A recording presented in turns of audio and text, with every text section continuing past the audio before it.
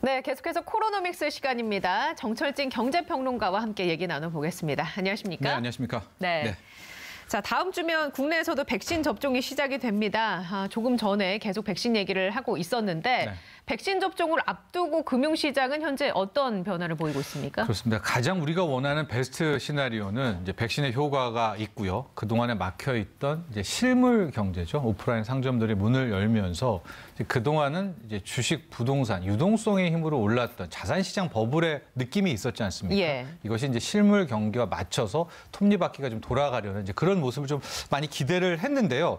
아직까지는 변이 바이러스 이야기도 좀 나오고요. 뭐 이렇게 뚜렷하게 뭐 백신에 대한 효과 이런 거에 좀 희망적인 뉴스들이 나오지 않아서 그런지 이제 그런 효과는 나오고 있지는 않습니다. 다만 이게 역설적인 게 이렇게 되니까 뭐 주식시장은 그럼 돈 더 풀겠네 그런 상황에서 계속 오르고 그 기대감 때문에 가는 거라고 볼 수 있나요? 예, 그러니까 이렇게 되니까 또 이런 생각도 들어요. 주식과 부동산은 오히려 코로나19가 계속되기를 원하는 건가? 왜냐하면 그렇게 되면 돈을 계속 푸니까 네네. 그 돈을 가지고 또 투자하면서 오르게 되고요.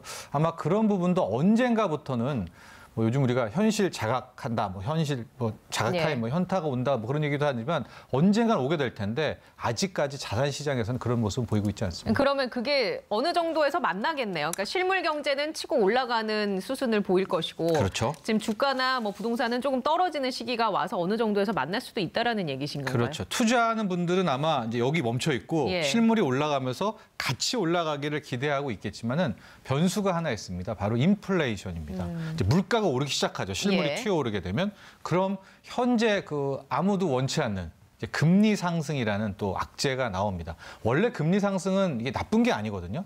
인플레고 금리가 오르는 것은 우리가 잘 돌아간다는 뜻인데 지금은 왜 우리가 두려워하느냐? 인류 역사 1930년대 이후 우리뿐만 아니라 전 세계의 뭐 기업, 가게, 정부가 지금 빚더미에 다 올라와 있거든요. 이 상황에서 금리가 조금만 올라도 이제 이 빚폭탄이 터지기 때문에 이제 그 마지막은 분명히 다 알고는 있는데 지금은 아닐 거야, 지금은 아닐 거야 하면서 일단은 계속해서 자산시장 가격은 오르고 있는 그런 양상입니다. 네네, 알겠습니다. 사실 금융시장도 살얼음판인 것 같긴 해요. 이게 불확실성이 또 아직 남아 있으니까. 그런데도 뭐 계속 오르고 있네요. 네. 자, 코로나 이후에 변화된 것 중에 하나가 온라인 시장이 커졌다는 걸 텐데 특히 온라인 식품 시장의 변화가 크다면서요? 그렇습니다. 지금은 온라인 쪽은 오히려 코로나19 이전보다도 훨씬 더 많은 이익을 내고 있고요. 이것이 실적으로도 증명이 되고 있습니다.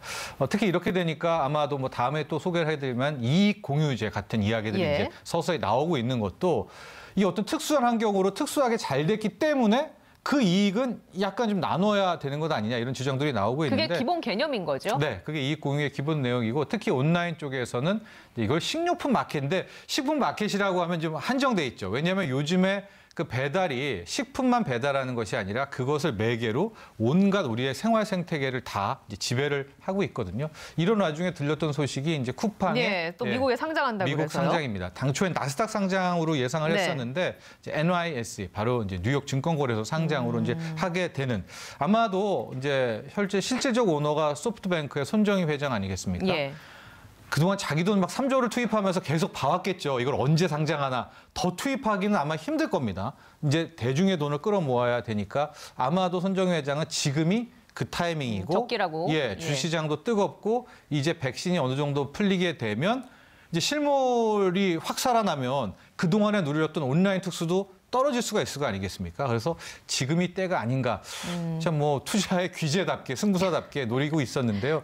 과연 실질적으로 상장 심사도 통과하고 뭐 뉴욕 증권거래소에 올지는 또 지켜봐야 될 것 같아요. 만약에 그 일정대로 가게 되면 대략 언제쯤일까요? 3월이라고 지금 뭐 보도들은 나오고는 있습니다. 근데 이제 그 와중에 또 상장 심사에서 뭐 부족한 것들 채우고 그러면 더 길어질 수도 있을 것 같은데요. 일단은 3월 정도로 예상을 하고 있는 것 같더라고요. 그 이익공유제 얘기도 해주셨지만 코로나 이후에 경제 불평등이 심해졌다는 조사가 여기저기서 나오고 있더라고요. 네, 이게 이제 언젠가는 자성의 목소리가 분명히 나오게 될 텐데요. 이제 지금 주식과 부동산을 보면 딴 세상 이야기죠. 왜냐하면 실물 쪽에 많은 소상공인 분들 또 고용 취약계층 분들은 굉장히 힘들고 정말 미래의 그 불투명 때문에 공포에 시달리고 있는데 뭐 이쪽 자산 가격은 계속해서 돈을 풀었으니까 뜨거워지고 있습니다. 뭐 통계들도 있는데요. 이제 코로나19의 양극화가 어땠느냐, 뭐 다수들이 얘기를 하고 있는데 심해졌다는 의견이 거의 지배적입니다.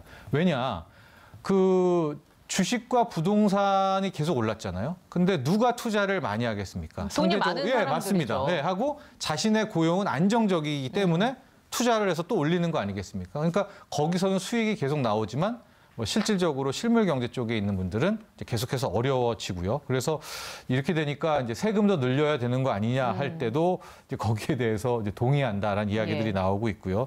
경제 변화에서도 이제 많이 이제 뭐 전과 많이 달라져서 나빠졌다. 이제 이런 양극화에 대한 이야기들이 많이 나오고 있는데 어느 시점이 되면 아마 이제 그런 자성의 목소리들이 나오게 될 텐데 아직까지는 뭐 뚜렷하게 살짝 이익공유제라든가 미국에서는 이제 조심스럽게 뭐 구글이라든가 이런 빅테크들에 대해서도 세금을 더 내야 되는 거 아니냐. 왜냐하면 코로나 때 다 멈춰섰는데 뭐 그들은 거의 뭐 어마어마한 돈을 벌었지 않습니까? 결국 세금으로 돌아서 어려운 분들을 주는데 이런 이야기들이 나올 텐데 제가 보기엔 한 올 여름쯤 되면 이게 굉장히 심도 있게 진행될 것 같고 그렇게 되면 아마 지금 뜨거웠던 이제 자산 시장도 약간 좀 열기가 식지 않을까 이렇게 예상하고 있습니다. 어쨌든 코로나로 인해서 돈을 버는 그런 구조가 되긴 한 것 같아요. 맞아요. 그러면서 양극화는 더 벌어지고요. 심해지고. 재난지원금 얘기 좀 짧게 여쭤보죠. 선별이나 보편이냐를 놓고 대립이 계속 됐었는데 이번에는 선별지급으로 방침을 정했나 보군요. 네, 뭐 아직 제가 단언할 수는 없겠지만은 이제 선별적으로 이제 4차 재난지원금입니다. 3월 이후부터 이제 본격 논의를 하고 지급이 되게 될 텐데요. 대신에 선별의 이 사이즈, 규모를 굉장히 키웠습니다. 우리가 1차, 2차, 3차까지 그동안에 됐었고 지금까지는 이제 1차 때 그때는 전 국민 이제 보편 지급이지 않았습니까? 그때가 14조 원 이상이었었는데 지금은 제가 봤을 때는 한 20조 원 정도는 될 것 같아요. 풀게 굉장히 되면. 많이 돈이 풀리는군요. 뭐 여당과 정부 또 야당 입장 각각 다르기는 하지만 일단은 최대한 이번에 실물 경제 사이드에서 피해를 본 분들은 다 그리고 그동안에 원래 또 100, 200이었다가 50, 100, 200이었다 이게 이제 100, 200, 300이었는데 아마 300만 원보다도 훨씬 더 큰 액수를 지급하게 되고 그 대상도 아마 이건 또 확정은 못 드리겠지만은 이제 노점상 이렇게 실질적으로 서류가 없는 그런 대상까지도 넓히게 되면서 저 20조 원 가량 혹은 그 넘을 수도 있는데요. 아마 풀게 되지 않을까 이렇게 예상을 하고는 있습니다. 아마도 이제 왜 선별이냐 보편 쪽을 이제 뭐 원하시는 분들도 많이 있을 것 같은데요. 물론 아직까지 확정은 된 건 아니지만. 또 정부 여당, 특히 제 기획재정부, 홍남기 경제부총리 이제 뭐 여러 의견을 보편 격으로 결합했을 때는 선별 쪽으로 아마 4차는 가게 되지 않을까. 대신 굉장히 두터운 지원을 하는 그런 양태가 될 것 같습니다. 알겠습니다. 자, 지금까지 정철진 경제평론가와 얘기 나눴습니다. 고맙습니다. 네, 저도 여기에서 인사를 드리겠습니다. 건강한 하루 보내시기 바랍니다. 시청해주신 여러분 고맙습니다.